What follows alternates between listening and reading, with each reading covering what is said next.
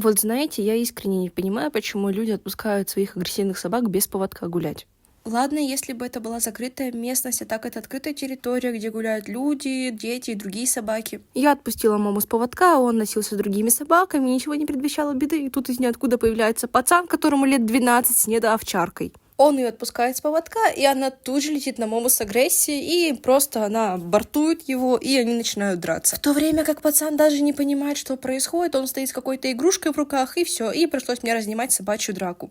Человек по-любому знал то, что у его собаки есть агрессия, но зачем ты отпускаешь собаку к другим собакам?